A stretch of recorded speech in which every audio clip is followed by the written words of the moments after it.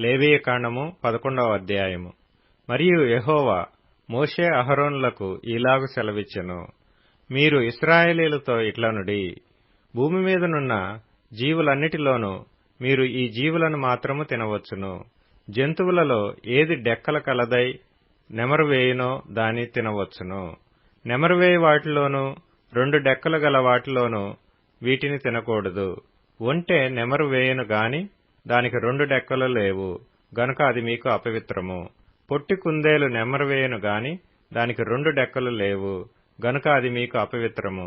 కుందేలు నెమరు వేయును గాని దానికి 2 డెక్కలు లేవు గనుక అది మీకు అపవిత్రము. పంది విడిగా నుండు 2 డెక్కలు గలది గాని అది నెమరు వేయదు గనుక అది మీకు అపవిత్రము. వాటి మాంసమును మీరు తినకూడదు. వాటి కళేబరములను ముట్టకూడదు, అవి మీకు అపవిత్రములు. జలచరములన్నిటిలో వీటిని తినవచ్చును. సముద్రములోనేమి నదులలోనేమి ఏ నీళ్లలోనేమి వేటికి రెక్కల పొలుసులు ఉండునో వాటిని తినవచ్చును. సముద్రంలోనేమి నదులలోనేమి సమస్త జలచరములలోనూ సమస్త జల జంతువులలోనూ వేటికి రెక్కలు పొలుసులు ఉండవో అవన్నీయు మీకు హేయములు. అవి మీకు హేయములుగానే ఉండవలెను. వాటి మాంసమును తినకూడదు. వాటి కళేబరములను హేయములుగా ఎంచుకొనవలెను. నీళ్లలో దేనికి రెక్కలు పొలుసులు ఉండవో అది మీకు హేయము. పక్షులలో వీటిని హేయములుగా ఎంచుకొనవలెను. వీటిని తినవద్దు, ఇవి హేయములు.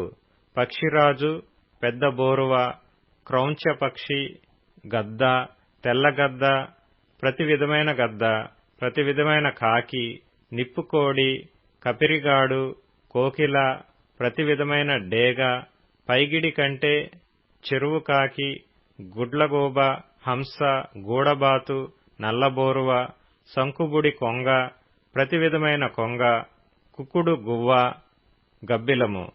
రెక్కలు గలిగి 4 కాళ్లతో చరించు చరములన్నీయు మీకు హేయములు. అయితే 4 కాళ్లతో చరించు నేల గంతులు వేయుటకు కాళ్లమీద తొడలు గల పురుగులన్నీ తినవచ్చును. నేత మిడతగాని, చిన్న మిడతగాని, ఆకు మిడతగాని, మిడతలలో ప్రతి విధమైనది తినవచ్చును. 4 కాళ్లు గల పురుగులన్నీయు మీకు హేయములు. వాటి వలన మీరు అపవిత్రులగుదురు. వాటి కళేబరములను ముట్టిన ప్రతివాడు సాయంకాలము వరకు అపవిత్రుడగును. వాటి కళేబరములలో కొంచెమైనను మోసిన ప్రతివాడు తన బట్టలు ఉతుకుకొని సాయంకాలం వరకు అపవిత్రుడగును.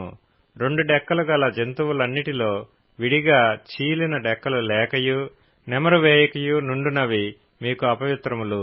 వాటి కళేబరములను ముట్టిన ప్రతివాడు అపవిత్రుడగును. 4 కాళ్లతో నడుచు సమస్త జీవరాశులలో ఏవి అరకాలితో నడుచునో అవన్నీయు అపవిత్రములు. వాటి కళేబరములను ముట్టిన ప్రతివాడు సాయంకాలం వరకు అపవిత్రుడగును. వాటి కళేబరమును మోసిన ప్రతివాడు తన బట్టలు ఉదుకుకొని సాయంకాలం వరకు అపవిత్రుడగును. అవి మీకు అపవిత్రమైనవి. నేల మీద ప్రాకు జీవరాశులలో మీకు అపవిత్రమైనవి ఏవేవనగా చిన్న ముంగిస, చిన్న పందికొక్కు, ప్రతి విధమైన బల్లి, ఊసరవెల్లి, నేల మొసలి, తొండ, సరటము, అడవి ఎలుక, ప్రాకువాటిలో ఇవి మీకు అపవిత్రములు. ఇవి చచ్చిన తరువాత వీటిని ముట్టిన ప్రతివాడు సాయంకాలం వరకు అపవిత్రుడగును.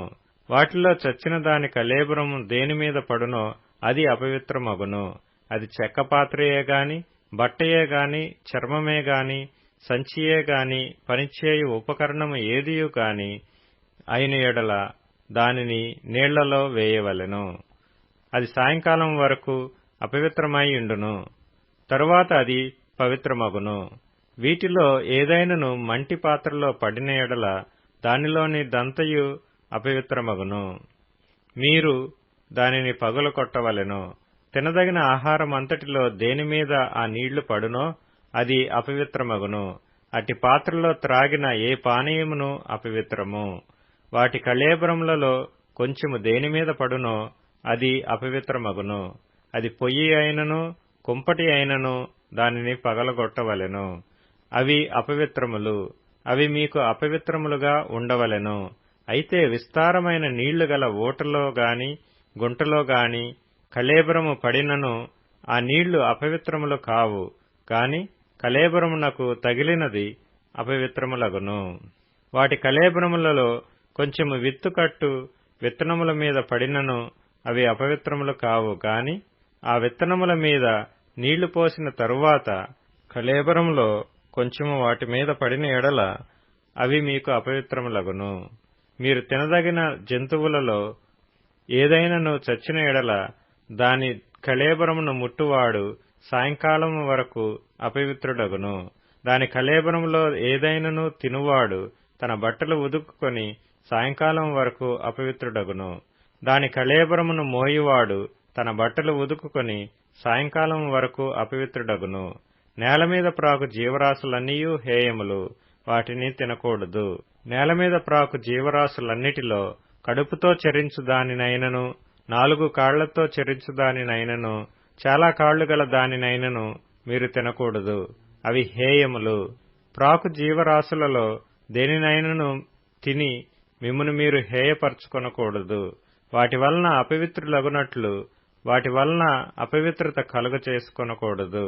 నేను మీ దేవుడనైన యెహోవాను, నేను పరిశుద్ధుడను గనుక మీరు పరిశుద్ధులై ఇండునట్లు మిమ్మును మీరు పరిశుద్ధపరచుకొనవలెను. నేల మీద ప్రాకు జీవరాశులలో దేనివలనను మిమ్మును మీరు అపవిత్రపరచుకొనకూడదు. నేను మీకు దేవుడనై ఇండుటకు ఐగుప్తు దేశములో నుండి మిమ్మును రప్పించిన యెహోవాను. నేను పరిశుద్ధుడను గనుక మీరు పరిశుద్ధులు కావలెను. అపవిత్రమైన దానికిని పవిత్రమైన దానికిని, తినదగిన జంతువులకును తినదగని జంతువులకును భేదము చేయునట్లు జంతువులను గూర్చియు పక్షులను గూర్చియు జలచరములైన సమస్త జీవులను గూర్చియు నేలమీద ప్రాకు సమస్త జీవులను గూర్చియు చేసిన విధి ఇదే అని చెప్పుమనెను.